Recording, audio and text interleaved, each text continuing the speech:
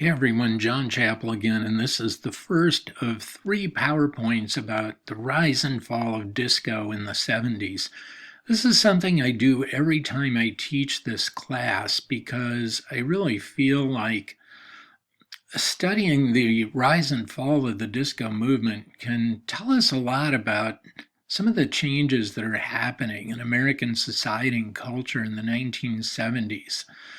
Some Americans embraced disco, thought it was terrific, others despised it, and there were things about it that made some people uncomfortable, even if they didn't listen to the music in particular. And so these are some of the themes that I want to explore.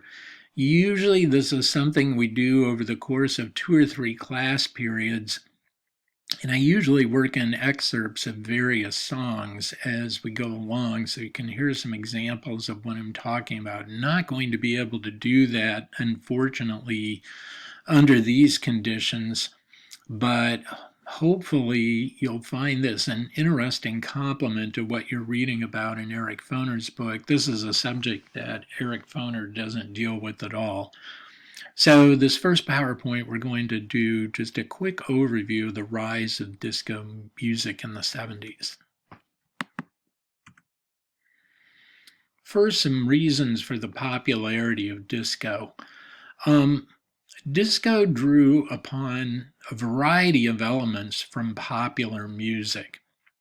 As I note here, the orchestrations that were used in Motown hits in the 60s, which frequently featured string sections. And disco had a lot of strings before it started becoming more synthesizer based. It drew upon the beat, the emphasis on dance of Philly soul music that was popular in the early 1970s, and disco came about at a time when there was a renewed interest in dance. You think about popular music in the early 60s, there was a series of hit records that were based completely on dance crazes, popular dances. I guess the best remembered would be Chubby Checker's #1 hit, The Twist.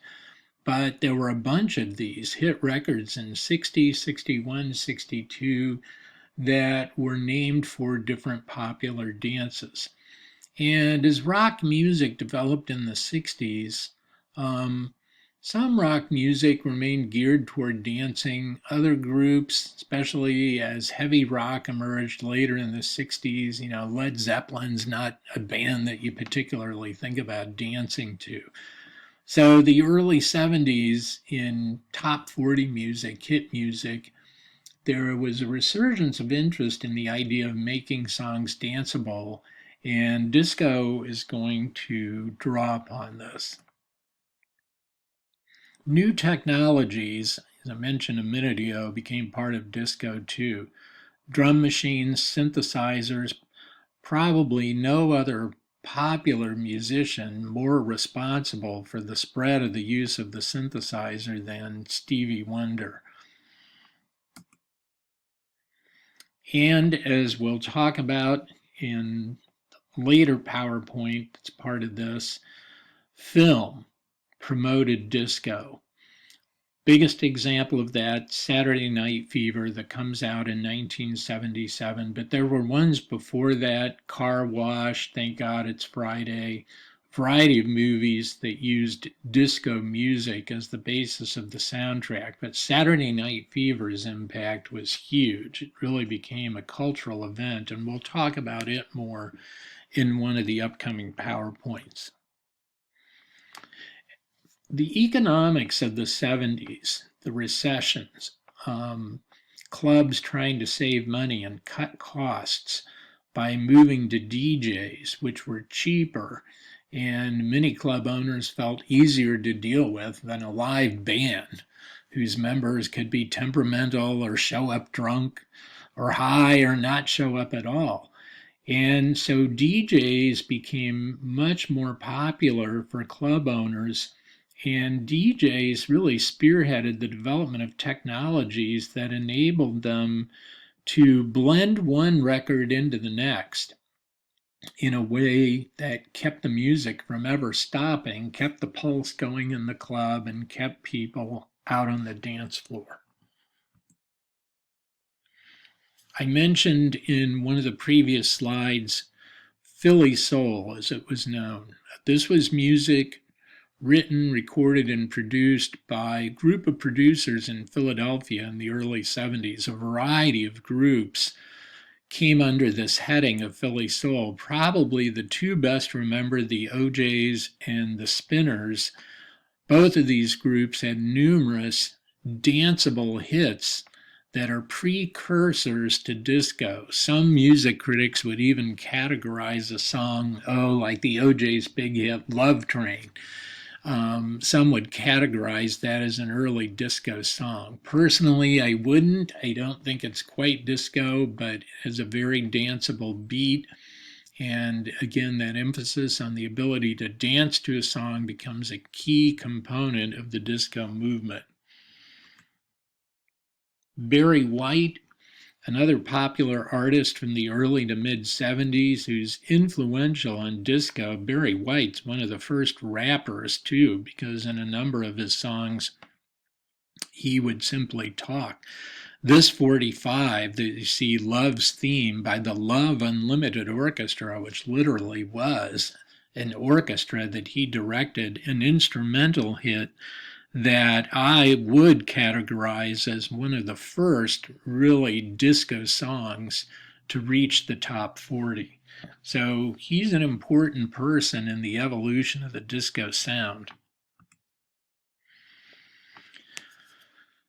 One of the hits that I would argue really was a landmark for disco was the instrumental song The Hustle, written by a producer and songwriter that you see depicted here, Van McCoy from Philadelphia. He went to visit a friend of his in New York City, and they went out to a nightclub where McCoy saw people in the club doing a dance he'd never seen before.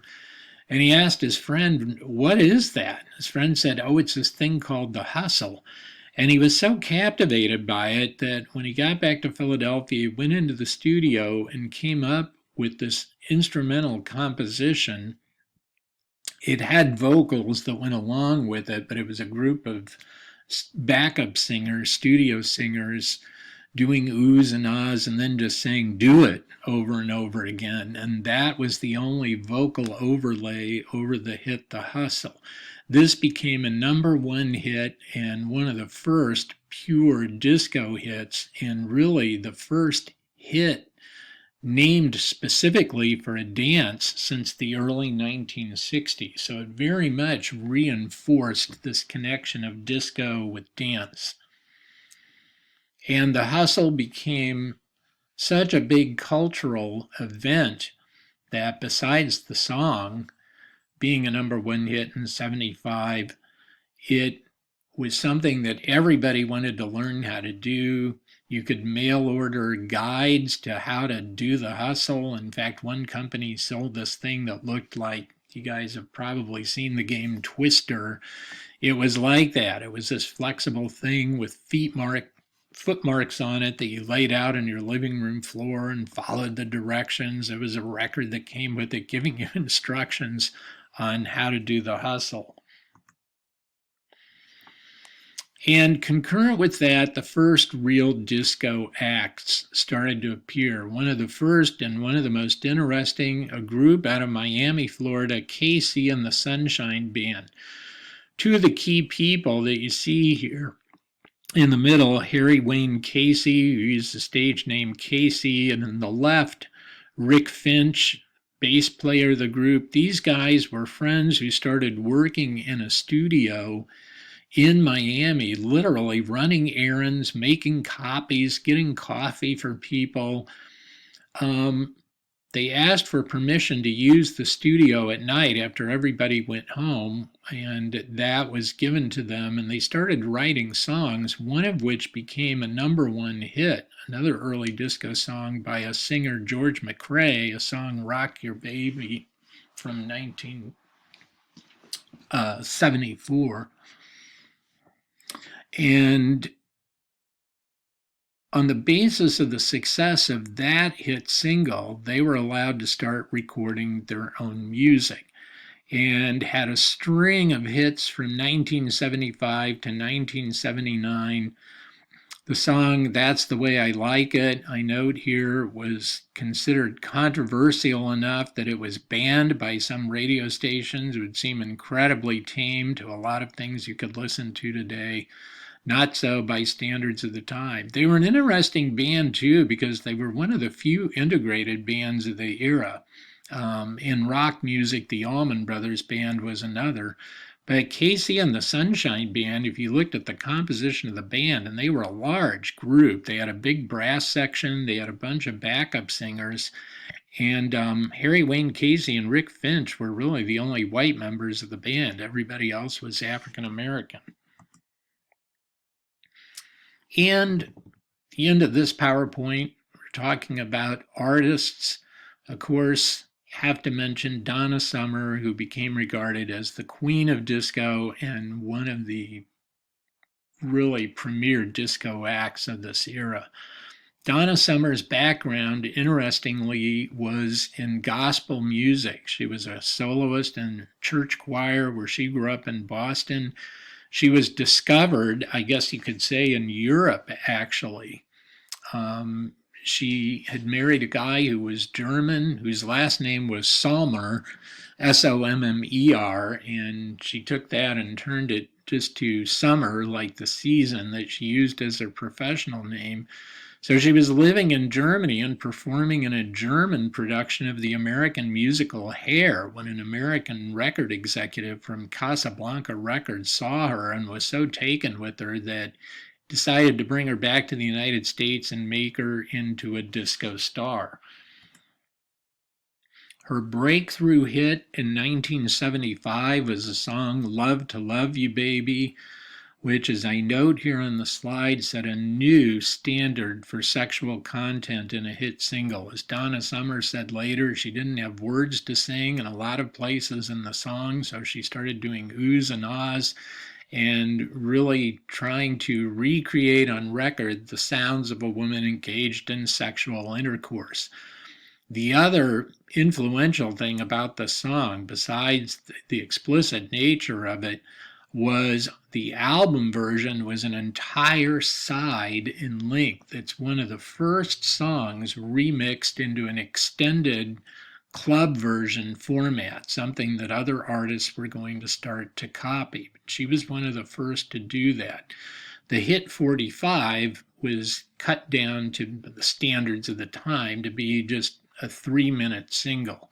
But the album version, as I said, was much, much longer. So this was a hugely influential piece of music. So in the next presentation, we're going to look at how disco continues to expand and affect American culture.